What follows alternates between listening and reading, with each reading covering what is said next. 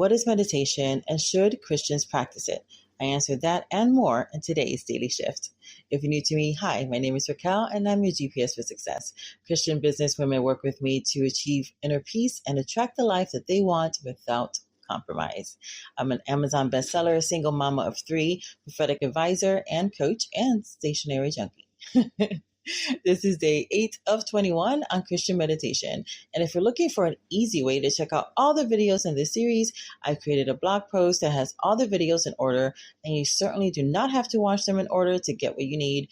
You are here by divine appointment. God has something for you, and I'm grateful to be able to serve you today. Also below are other goodies, so make sure to check them out. Let's answer some of the questions that you might have. What is meditation, right? And should Christians practice it? So let's first define what meditation is based on God's word, since the truth is in Jesus. In Joshua 1:8, we're told to meditate on God's word day and night, and we will find success. The word for meditate there is haga, which also means to ponder, to mutter to yourself, to meditate, to think about, to imagine, to roar out. In Psalm 1:2, in the Amplified Classic, it reads, "But his delight and desire are in the law of the Lord, and on his law, the precepts, the instructions, the teachings of God, he habitually meditates, ponders, and studies by day and night." And so we see through these two scriptures alone that meditation is not about emptying your mind and sitting in silence. No, but it is in fact very active. And this is great news for those of us who might consider ourselves to be ADD, ADHD, hypercreative, or neurodivergent. We are in a perfect position to meditate. Meditation then is when you ponder, right? When you're muttering to yourself. So those of us who are verbal processors, it's great, right? Because when you're verbally processing, guess what? You're meditating. When you're thinking about something, for those of you who like to mutter to yourself, which is what you're doing when you're thinking about it, you're just doing it in your head versus out loud. You are meditating. When you're imagining, and we also imagine often because we always move toward what we see in our mind's eye, right? Or studies. Literally, a setting of the mind or thoughts upon a subject according to the 1828 dictionary. And so based on this broader definition, you're doing it all the time. All the time. You just don't realize that you're meditating. Today, I would like to break down a little bit further the definitions of study, because like the word meditation, it's not what you think it is. You see, every 10 seconds, just imagine this, every 10 seconds, your brain checks in with the voice of your mind, which is your mindset. It's looking for direction. So once the brain gets that information from your mindset, it brings it back to the brain, and it either starts to dismantle a belief, which could be a stronghold in your mind, or make it stronger. So that's what it's doing. It's looking to either dismantle or make something stronger. It then sends those signals to your heart and the community of your cells. So this would mean that the voice of your mind, right, your mindset, is constantly rewiring and recalibrating your next moves. Since 95% of your actions come from your brain, your subconscious part of it.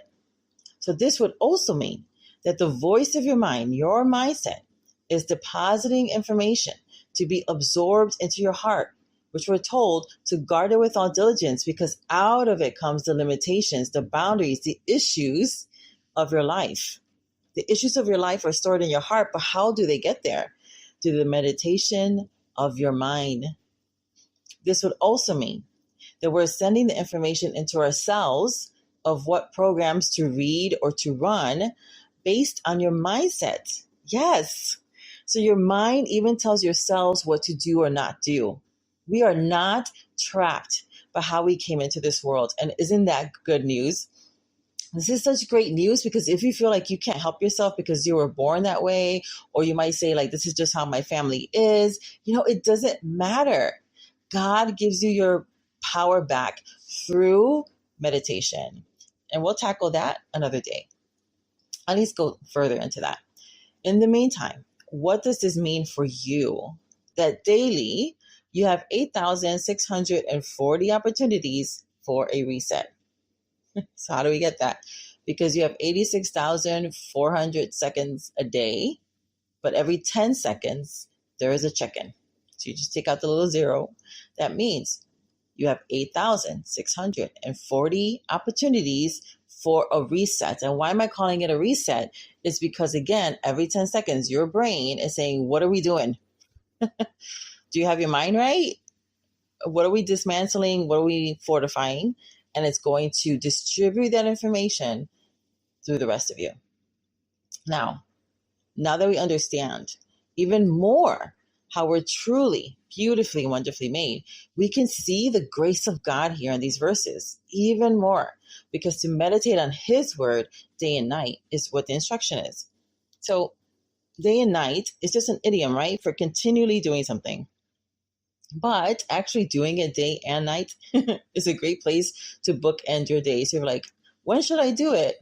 Anytime is a great time. But if you want to practice something, then practice it, in the day, and then again at night, maybe when you first get up and before you go to bed. So this is really good news. Again, it tells us to meditate on His word. Why? Because the truth is in Jesus. And everything you want is in the word. Keeping all of this in mind, to study is another form of meditation.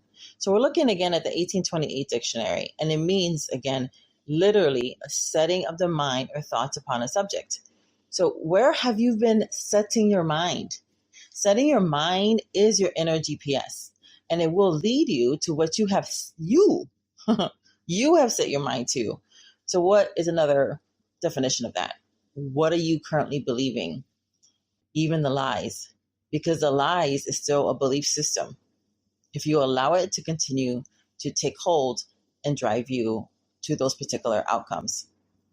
It also means a setting of your thoughts. And that's where it can get, a little tricky.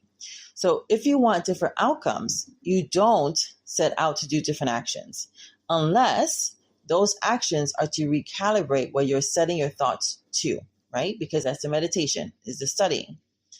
It goes thoughts. Those thoughts activate emotions. Those emotions push you into action or non-action. And that's how you get a result.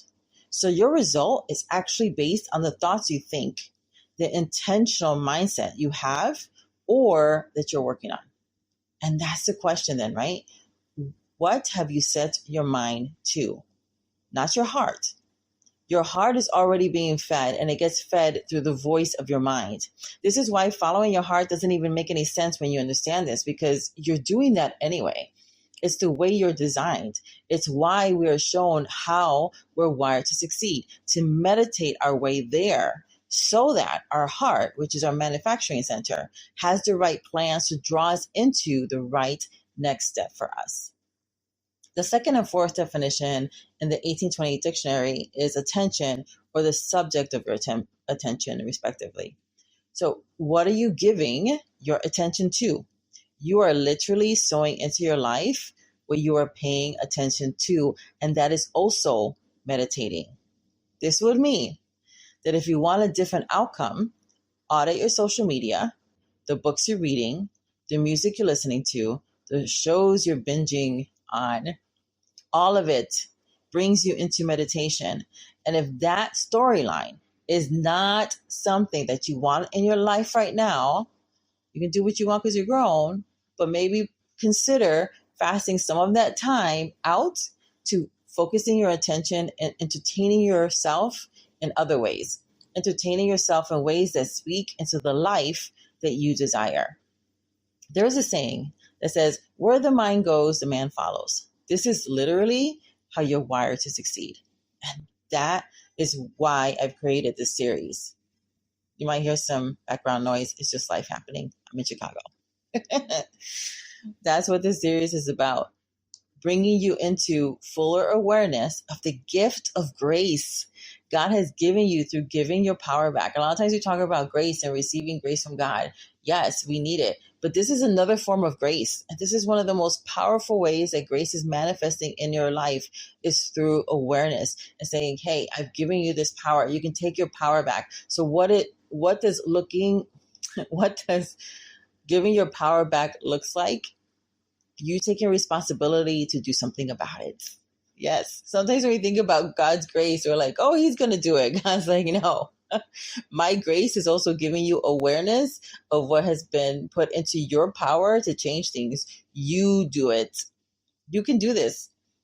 And it doesn't take that long either to start seeing results. So that's another reason I created this series. And what this series is about is bringing you different meditations with a little bit of different languaging to help renew your mind by the renewing of your brain, both your subconscious and your conscious. And the truth is that everything is already renewing your mind. But you have the grace gift of controlling what you will allow to renew it by the purposeful and thoughtful way you decide you're going to sow into your life. You can do this through meditation. You're doing it anyway. You might as well do it by design. And the meditations I'm creating are less than 10 minutes a day. So that is less than 1% of your day. And isn't your current, happenings right now in your future life worth the investment of your attention for less than 1% of your day? Think of it like a mutual fund, right? It's going to give you the compound effect. It's already happening by default. Do it by design. So take advantage of the links I have below for all the things, including the previous 2 series on manifestation for Jesus lovers and made for more, which I think I know will really, really bless you.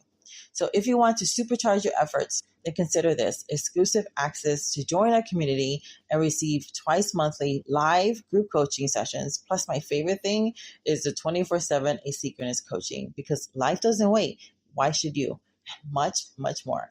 Get all the support you need to rewrite your story to achieve lasting success for as little as $25 a week. Everything you need to know is in the description below. So I will see you tomorrow, where I will bring you a new meditation to renew your mind by the rewiring of your beautiful brain. If there is something specific that you would like me to create for you, please drop your thoughts below in comments. I read, check, and answer all my comments.